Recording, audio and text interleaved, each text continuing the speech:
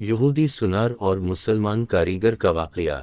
پرانے وقتوں کی بات ہے کہ ایک یہودی کے پاس ایک مسلمان جواہری ہیرے تراشنے کا کام کیا کرتا تھا، جو اپنے کام میں ہنر مند اور حد سے زیادہ ایماندار تھا۔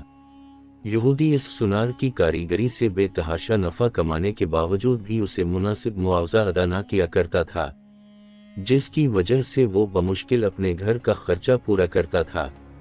اس طرح کام کرتے کرتے اس نے عمر گزار دی اور وقت گزرتے ہی اس کی بیٹی جوان ہو گئی۔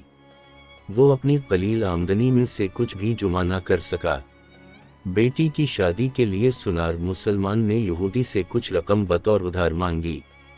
کروڑ پتی ہونے کے باوجود یہودی نے رقم دینے سے معذوری ظاہر کر دی، جس پر سنار اپنی قسمت کو برا بھلا کہتا ہوا گھر لوٹ آیا۔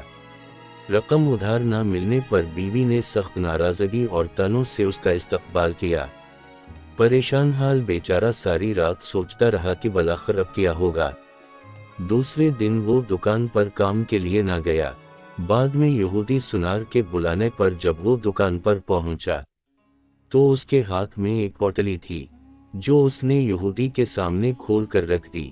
اس میں بیش قیمت ہیرا دیکھ کر یہودی سوالیہ نگاہوں سے کاریگر سنار کی طرف دیکھنے لگا۔ کاریگر بولا، مالک یہ ہمارا خاندانی ہیرا ہے، اسے بیچنے کی اجازت نہیں۔ آپ اسے گروے رکھ کر مجھے کچھ رقم ادھار دے دیں، میں آپ کو رقم لوٹا کر اپنا ہیرا واپس لے لوں گا۔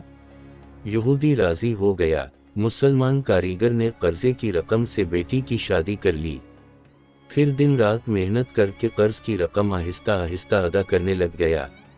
قرضے کی آخری قسط ادا کرنے کے بعد مسلمان کاریگر نے اپنے ہیرے کا مطالبہ کیا۔ یہودی نے وہ ہیرا لا کر اس کے سامنے رکھ دیا۔ ہیرا تراشنے والے کاریگر نے ہیرا لے کر پانی میں رکھ دیا۔ دیکھتے ہی دیکھتے ہیرا گل کر ختم ہو گیا۔ ہیرا تراشنے والے کاریگر نے کہا، مالک یہ مصری ڈلی تھی، جسے میں نے اپنے فن سے ہیرے کا اس طرح سے روپ دیا تھا کہ آپ جیسا سنار بھی دھوکا کھا گیا۔